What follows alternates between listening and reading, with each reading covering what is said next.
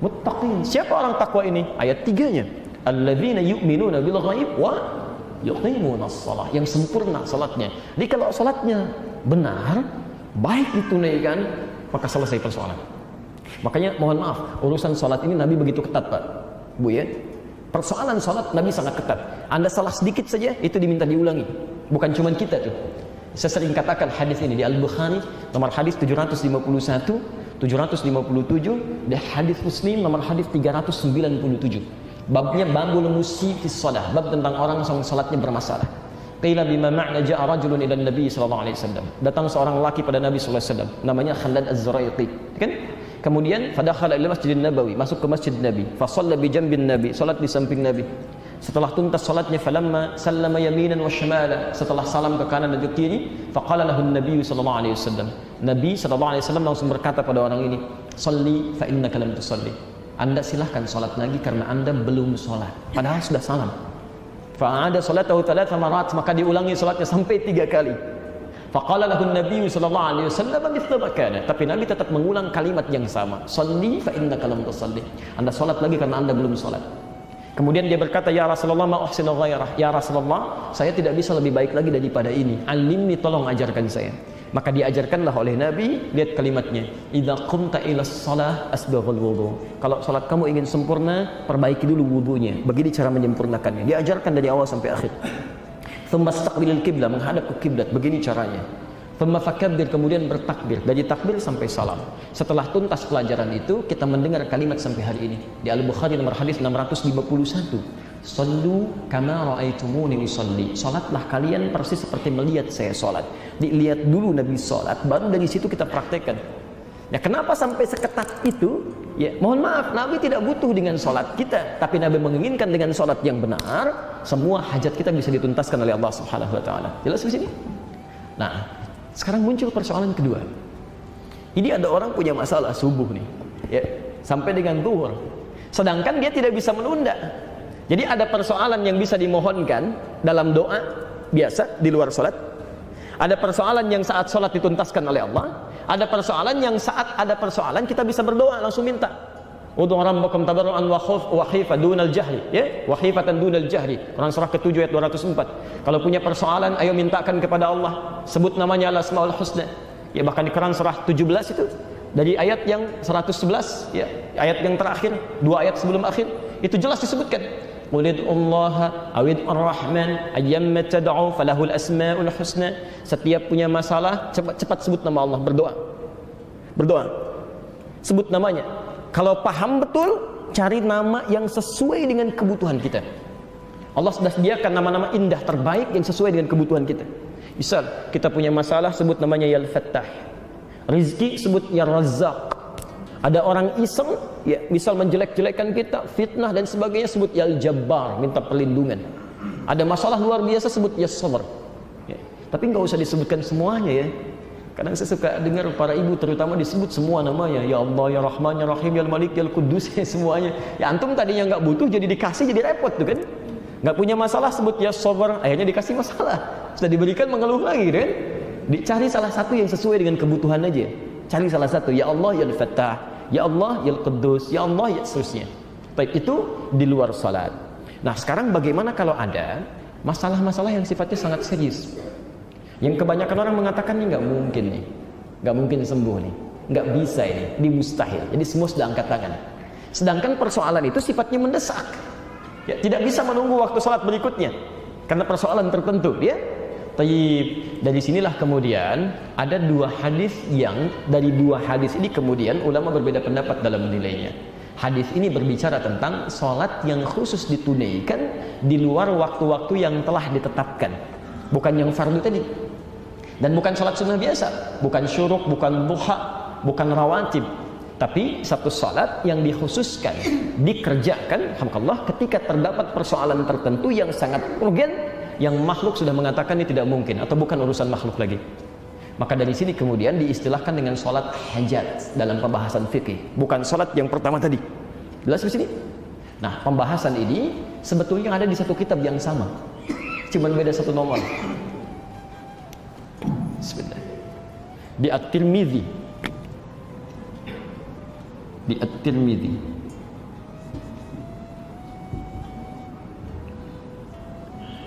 Imam At-Tirmidzi. Nama aslinya Muhammad ya, berasal dari Tirmidz. Ada yang menyebut Turmudz, maka dikenal dengan At-Tirmidzi. Ini orang soleh Pak, Bu. Luar biasa hafal Al-Quran, hafal banyak hadis, dekat dengan Allah, tahajud tiap malam, puasa sunnah, dan di akhir hidupnya itu matanya buta. Menangis karena banyak nangis itu. Banyak nangis. Ditanya, ya Syekh lima hakadha, kenapa mesti seperti ini? Kata beliau, saya takut bakal saya masih kurang menghadap Allah Subhanahu wa taala. Jadi masih menangis di ujung hidupnya karena khawatir saat meninggal bakalnya masih kurang. Coba bisa nggak Anda bayangkan, imam besar, hafal Quran, hafal banyak hadis, kan dekat dengan Allah, tahajudnya rajin, dan puasanya luar biasa, masih menangis di ujung hidupnya karena takut bakalnya masih kurang. Jadi kalau kita merasa bukan imam besar, belum hafal Quran, tidak rajin tahajud, belum rajin puasa sunnah, belum hafal Quran, hati-hati. Ya banyak lebih daripada itu. Ini sudah sepuh masih karaokean juga misalnya. Itu kan ada yang harus diperbaiki ya. Ingat, saya hanya ingin mengingatkan saja, bukan berarti memberikan celah, tidak ya. Ya. Kembalikan. Nomor hadis 1384. Cuman beda satu nomor. Satu lagi 1385. Yang ini riwayatnya dari Abdurrahman bin Abi Aufah. Yang ini riwayatnya dari Uthman. Kita teruskan sampai ketemu orangnya ya, sampai ketemu akarnya. Bin Hunayf ya. Jangan berargumentasi kalau kita tidak paham tentang akar masalah. Kita temukan dulu persoalannya, baru kemudian kita lihat hadisnya. Baik, Bapak dan Ibu sekalian, teman-teman, hadis yang pertama, yang nomor hadis 1384, diriwayatkan seperti saya tuliskan dari Abdurrahman bin Abi Aufah. Ini yang dipersoalkan hadisnya karena hadisnya sangat lemah sekali. Bukan cuma dhaif, tapi dhaif jiddan. Dhaif jiddan. Mengajarkan doa dari Rasulullah sallallahu alaihi wasallam, ketika Anda punya masalah, punya hajat, ya, maka berwudulah, tunaikan salat, kemudian Anda mohon kepada Allah, ya Alim, ya Hakim, dan seterusnya hadis. Ya, di sini dinilai oleh para ulama, bahkan Imam Al-Bukhari menyebut hadis ini dengan munkarul hadis. Ya, munkarul hadis. Jadi Abdurrahman bin Abi Aufah ini dinilai oleh Imam Al-Bukhari dengan munkarul hadis. Hadis munkar itu, hadis munkar adalah hadis yang diriwayatkan oleh orang-orang yang pribadinya bermasalah. Isinya belum tentu salah kalimat hadisnya, cuman orangnya bermasalah. Karena orangnya bermasalah, maka hadis itu cenderung diingkari, tidak diambil. Awas, khawatir menjadi celak nantinya. Karena segala sesuatu yang berasal dari Nabi mesti dijaga, termasuk perilaku orang yang meriwayatkannya. Ini yang kehati-hatian termasuk yang sangat ketat dalam Islam. Di konsep agama lain nggak ada, sangat ketat. Dan yang paling ketat menerapkan ini Imam Al-Bukhari. Imam Al-Bukhari itu pernah beliau jalan kaki untuk mendapatkan hadis. Begitu tiba di tujuan dan jauh-jauh jalan. Beliau kan lahirnya di Bukhara tuh, di Bukhara. Ya, kalau sekarang Khorasan, Uzbekistan. Ya. Itu kalau cari hadis sampai jalan ke Irak, sampai ke Madinah, sampai ke Mekah, sampai ke Mesir. Anda bayangkan jalan kaki Pak, Bu. Ya. Dan kendaraannya terbatas. Yang ada pada saat itu paling unta, ya, keledai, kuda, itu pun kalau punya uang, kalau enggak ya jalan. Ya. Apa yang terjadi? Begitu sampai di tujuan, itu melihat pemilik hadisnya sedang bermain dengan ayamnya. Sering saya kisahkan ini. Ya, seperti mau ngasih makanan padahal tidak. Ya. Ayamnya datang kemudian ditangkap. Ketika dilihat seperti itu langsung berbalik Imam Al-Bukhari. Tetangganya bertanya, "Ya Syekh, lima ta'ud? Syekh sudah jauh-jauh ke sini, kenapa balik lagi?" Kata Al-Bukhari, kalau pada ayam saja berdusta, maka bagaimana dengan Rasulullah SAW? Dengan hadis Rasulullah SAW. Karena itu hadis beliau ditempatkan di urutan pertama. Ya, saking ketatnya. Dan kalau kata Imam Al-Bukhari sudah munkarul hadis, hadisnya munkar, maka beliau tidak akan ambil. Yang pertama ini, karena hadisnya sangat dhaif, bahkan disebut dengan munkarul hadis, maka para ulama tidak mengambil dia. Ini bagian pertama. Nah, hadis yang nomor 2 ini yang unik. Nomor 1385 masih di At-Tirmidzi, diriwayatkan dari Uthman bin Hunayf radhiyallahu ta'ala anhu. Tapi yang kedua ini hadisnya dikisahkan bima makna qila ja'a rajulun dharir ila Nabi sallallahu alaihi wasallam. Datang seorang laki-laki yang tidak bisa melihat, buta, pada Nabi sallallahu alaihi wasallam. Dia berkata, "Ya Rasulullah, doakan saya untuk sembuh. Doakan saya supaya sembuh." Kata Nabi, "Maukah engkau aku tangguhkan itu sampai di akhirat dan itu lebih baik, atau aku doakan sekarang?" Jadi maksud Nabi, dalam keadaan engkau tidak melihat sekarang, itu lebih bagus untuk akhiratmu daripada engkau melihat. Bapak Ibu pilih mana? Bisa melihat atau nggak bisa melihat? Lihat bahasa Nabi ya. Untuk orang ini Nabi katakan, kamu diuji oleh Allah tidak bisa melihat. Bukankah dengan tidak bisa melihat, nggak bisa lihat maksiat?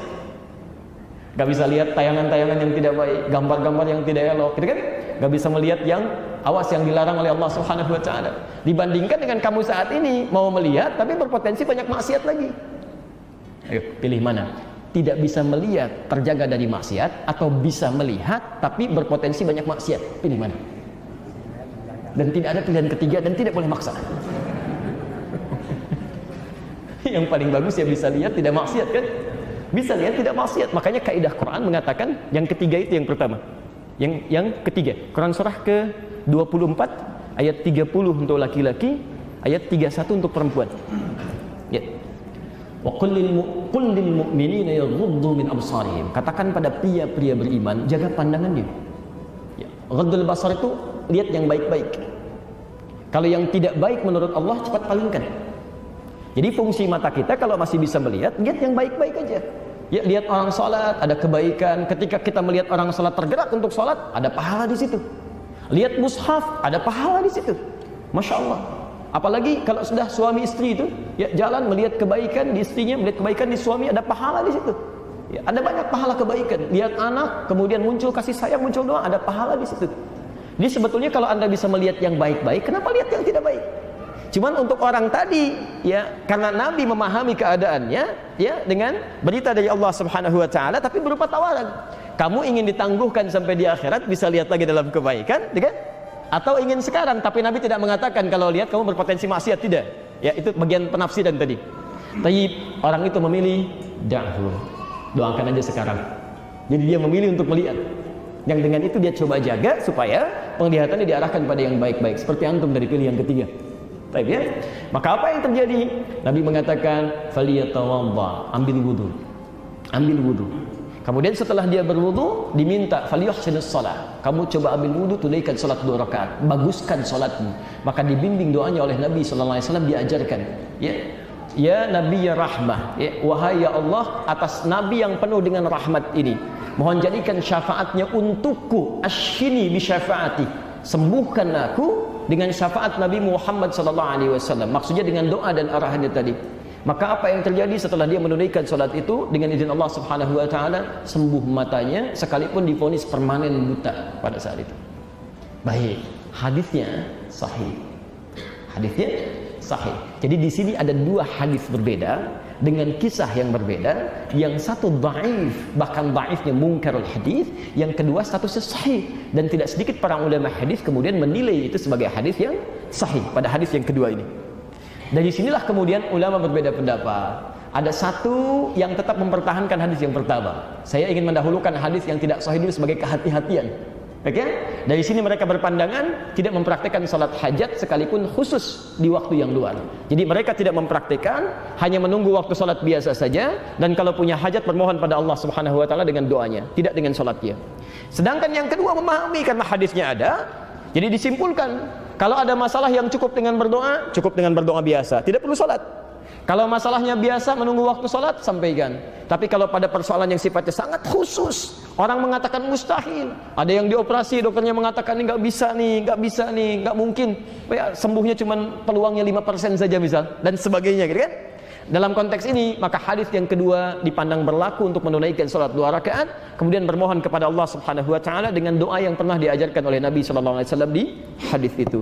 Itu dipandang oleh ulama kedua-duanya punya argumentasi masing-masing, dipandang kuat. Yang paling menarik, Imam Al-Bukhari pun yang menolak hadis yang pertama ternyata mempraktikkan hadis yang kedua.